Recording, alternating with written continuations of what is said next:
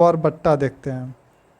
इसमें दिया है किसी वस्तु पर 10%, 20% और 30% का छूट देने पर कुल छूट क्या होगा।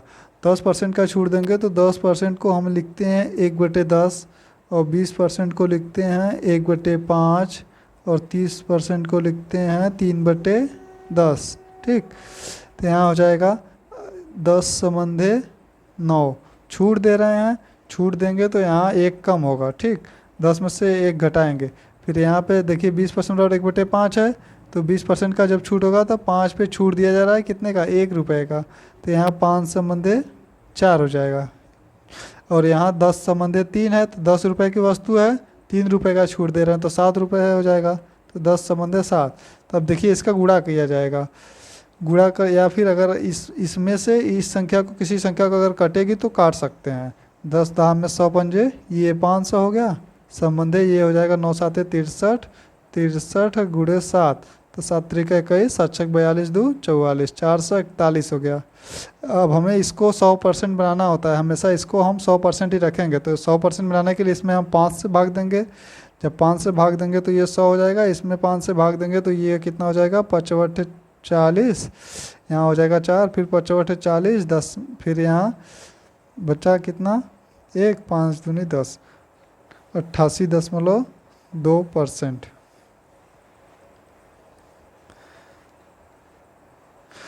यहाँ देखिए हमने एक गलती की है, यहाँ पे ये 9 चौक का 36, 36 गुणे 7 होगा, यहाँ हमने उल्टा कर दिया है।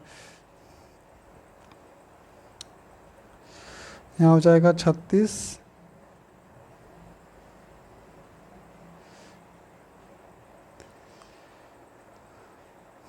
यहाँ हो जाएगा 36 गुणे 7, 7 छक 42 हो जाएगा।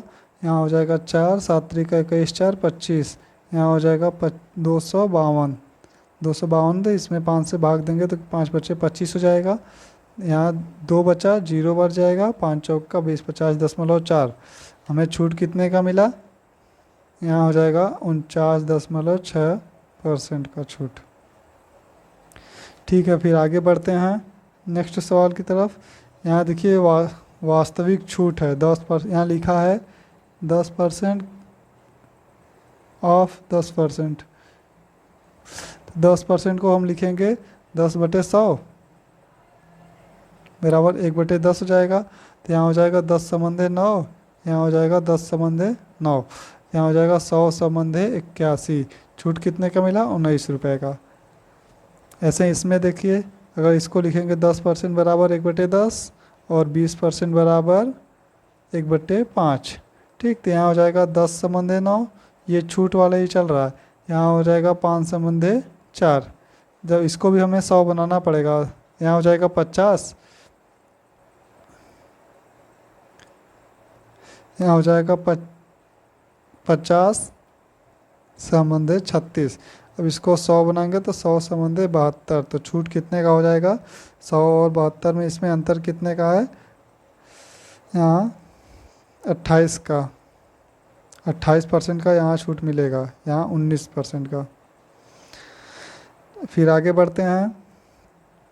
10% और 20% और 25। 10% को लिखते हैं हम 1/10, 20% को लिखते हैं आप 1/5, या 25% को लिखते हैं 1/4। यहाँ देखिए हो जाएगा, जब छूट वाला है तो यहाँ हो जाएगा 10 9, यहाँ हो जाएगा 5 4, यहाँ हो जाएगा 4 और 3, यहाँ हो जाएगा 5 चौक का 20 दाम है 200। संबंधी हो जाएगा यहाँ 9 चौक का 36, 36 3 यहाँ 108।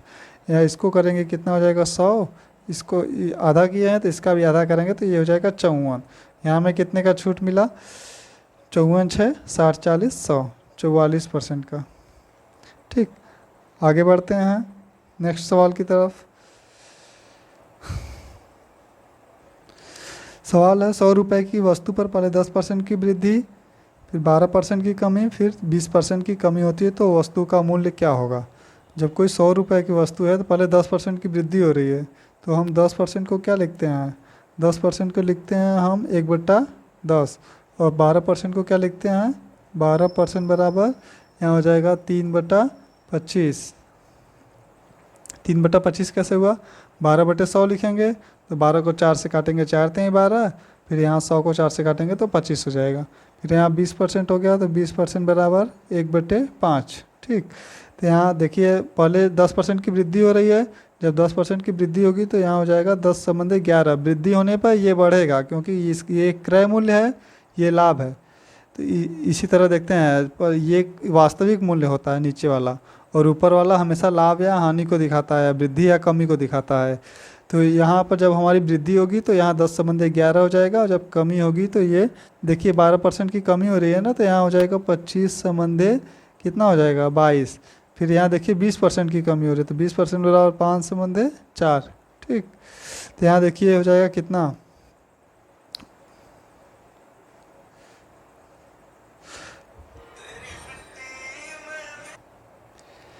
देखिए यहाँ सवाल में थोड़ा दिक्कत है। ये 12% की जगह ये हो जाएगा 12.5%। 12 सही 1/2% की कमी हो जाएगा, तो 12.5% यहाँ भी हो जाएगा, तो 12 दूनी 24, 25/200 हो जाएगा। तो 25/200 हो जाएगा, तो इसको लिखेंगे 12.5% को 1/8। ठीक, तो यहाँ 1/8 लिखेंगे तो ये हो जाएगा 8/7।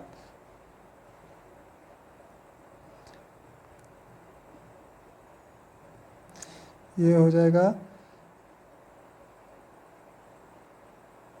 12.5% बराबर 1/8। ठीक, फिर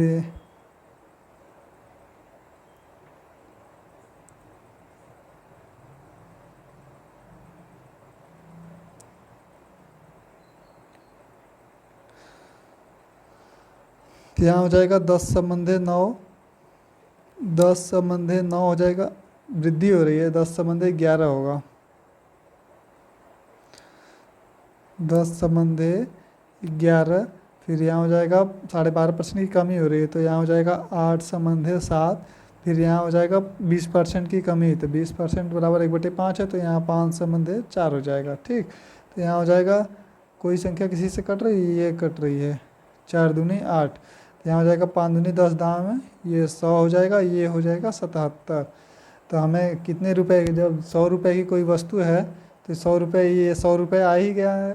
जब ये परसेंटेज वैल्यू है ना, तो यहाँ अगर 100 है तो इसमें 1 का गुणा किए हैं, तो इसमें भी 1 का गुणा करेंगे तो ये भी हो जाएगा 77। मतलब 100 रुपये की वस्तु हमेशा 77 रुपये में मिल जाएगी। अगला सवाल देखते हैं। दूध का मूल्य 20% बढ़ जाता है, तो एक गृहिणी अपने खपत में कितना प्रतिशत की कमी करे कि उसका खर्च ना बढ़े। मान लीजिए दूध का मूल्य पहले 100 रुपये था, अब कितना हो गया है, 120 रुपये हो गया। तो 20% बढ़ा हुआ है, तो पहले ये बढ़ा कितना, 20 रुपये बढ़ गया, 20 रुपया बढ़ा। कितने बढ़ा, 120 रुपये पे ना, तो 20 बटे हो जाएगा 120 गुणे 100। तो यहाँ हो जाएगा 20 छक्का 120, तो यहाँ हो जाएगा 16 सही 2/3%। पहले दूध का मूल्य 100 रुपये था, 20% बढ़ने पे 120 रुपया हो गया। दूध का मूल्य बढ़ा कितना है, 20 रुपये बढ़ा है। मूल्य अब कितना हो गया, 120 रुपया हो गया ना, तो 20/120 गुणे 100 करेंगे, तो यहाँ आ जाएगा 16 सही 2/3%। अगला सवाल देखते हैं। दूध का मूल्य 20% बढ़ जाता है, तो बताइए एक गृहिणी अपने खर्च में कितना प्रतिशत की कमी करेगी कि उसका खर्च सिर्फ 10% बढ़े। तो जब यहाँ दूध का मूल्य पहले 100 रुपये था, इसका मूल्य बढ़ा तो कितना हो गया, 120 रुपया हो गया। तो कह रहे हैं कि इसमें खर्च में कितना प्रतिशत की कमी करेगी, उसका खर्च केवल 10% ही बढ़े। तो 100 रुपये से है तो 110 रुपया हो गया। ठीक, तो बढ़ा कितना, 10 रुपये बढ़ा ना, तो यहाँ हो जाएगा 10/120 गुणे 100। यहाँ 0 से 0 काट देंगे, तो यहाँ हो जाएगा 12/96, यहाँ हो जाएगा 2/3, 8 सही 2/3%। यहाँ 4/12 बचा था, 96, 12/96, 4/12 था ना, तो 1/3 हो जाएगा, 8 सही 1/3%। अगला सवाल देखते हैं। चीनी का मूल्य 32% बढ़ जाता है, एक गृहिणी अपने उपभोग में कितना किग्रा की कमी करेगी कि उसके व्यय में केवल 10% की वृद्धि हो यदि वास्तविक व्यय 48 किग्रा है। चीनी का मूल्य पहले 100 रुपये था, 100 रुपये हमेशा माना जाता है, मान लिए कि 100 रुपये हमारा चीनी का मूल्य है। ठीक, बढ़ने पे 132 रुपया हो गया। जब 100 रुपये से कोई वस्तु बढ़ाएंगे जितना भी प्रतिशत, वो उतना जुड़ जाएगा। तो एक गृहिणी अपने उपभोग में कितना प्रतिशत की कमी करेगी, उसके व्यय में केवल 10% की वृद्धि हो। तो 10% की जब वृद्धि होगी तो ये हो जाएगा 110 और ये 132 हो गया। तो कितना बढ़ा? 22 बढ़ा, तो 22/132 हो जाएगा। तो इसमें देखिए किग्रा पूछा हुआ है, तो 22 तो यहाँ हो जाएगा 22 छक्का 132, तो 1/6 हो जाएगा। 1/6 हो जाएगा। तो कह रहा है कि यदि वास्तविक व्यय 48 किग्रा है, ये 48 किग्रा है, 6 × 8 = 48 किग्रा, 8 8 गुना गया ना, तो ये भी 8 गुना हो जाएगा। इसमें भी गुणा 8 का करेंगे तो ये हो जाएगा 8 किलोग्राम की कमी करेगी।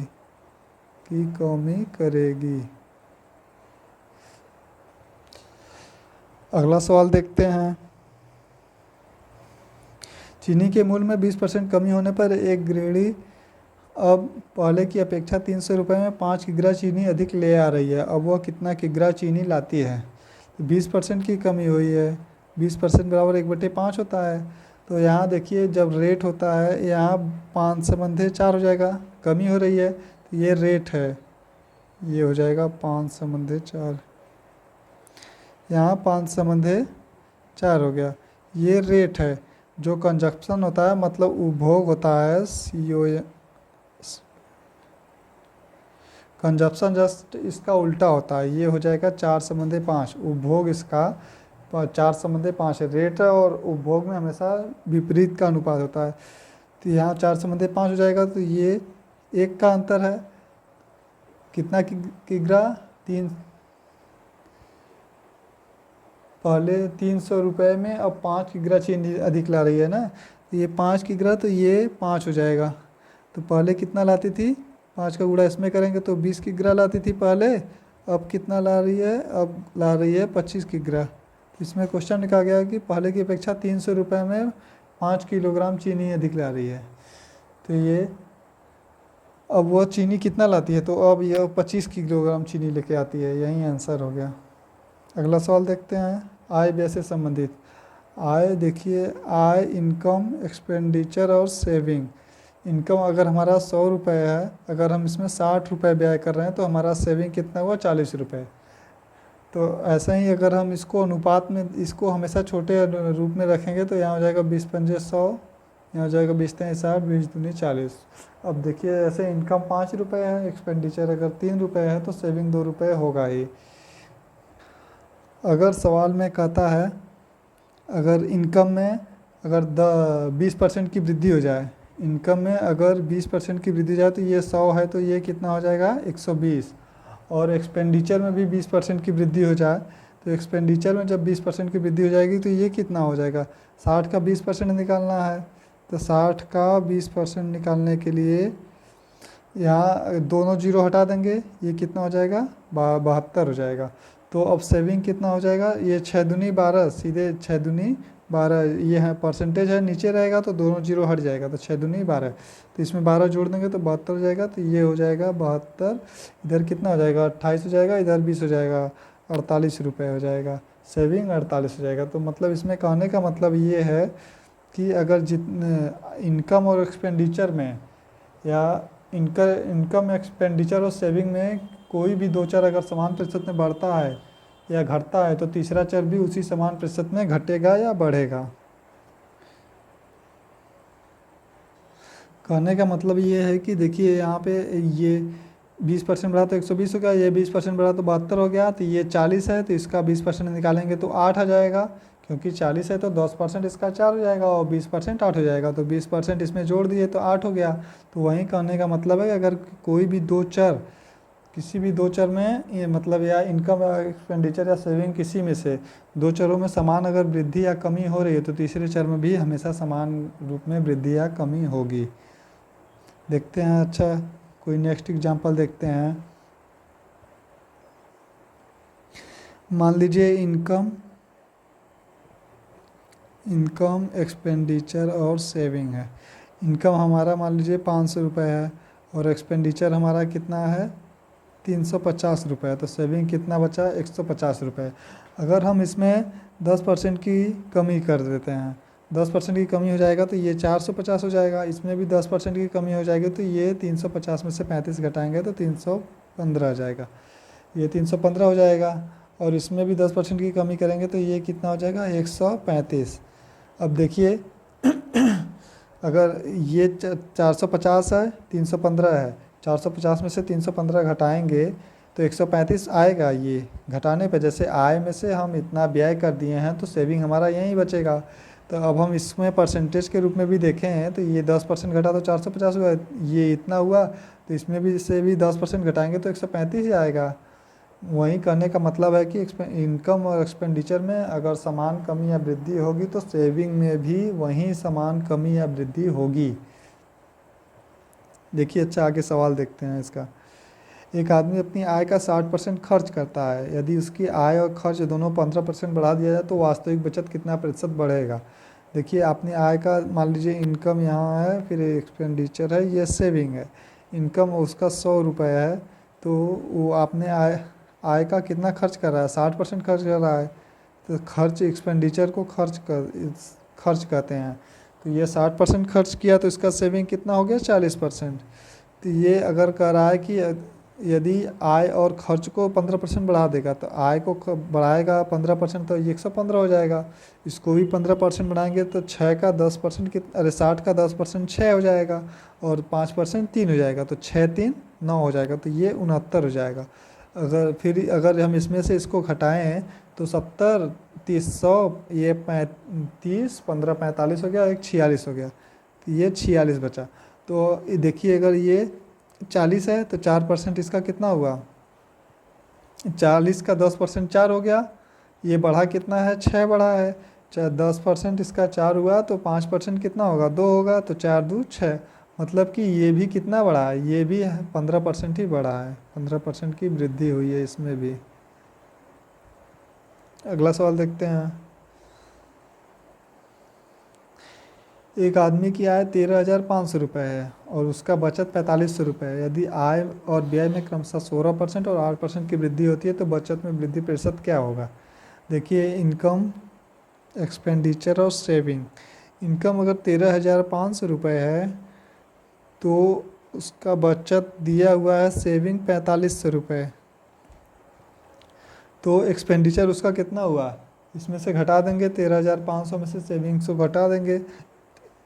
यहाँ 500 घटेगा तो यहाँ हो जाएगा 13,000, 4 में घटेगा तो यहाँ 9,000 हो जाएगा। ठीक, यहाँ 9,000 हो जाएगा। तो देखिए, फिर इसको हम ये 0 0 तीनों 0 ख़त्म करते हैं। देखिए, ये 15 से कट भी जाएगा तो 15 9 यहाँ 135 हो जाएगा, 15 छक्का 90 हो जाएगा, 15 3 45। फिर देखिए 3 से भी कट गया, 3 2 1। ठीक, तो यहाँ देखिए इसका रहा है कि इसके इनकम में 16% की वृद्धि हो रही है, 16% की वृद्धि हो रही है आय में, तो 16 3 48 हो जाएगा। सीधे हम गुणा करेंगे, इसमें देखिए 8% की वृद्धि हो रही है तो 8 दूनी 16 हो जाएगा। तो यह सेविंग कितना हो जाएगा, इनकम में से एक्सपेंडिचर घटाएंगे तो यहाँ हो जाएगा 32। तो यहाँ कितना बढ़ा, एक से सीधे कितना हो गया, 32 हो गया, तो सीधे ये 32% बढ़ गया, 32% की वृद्धि होगी।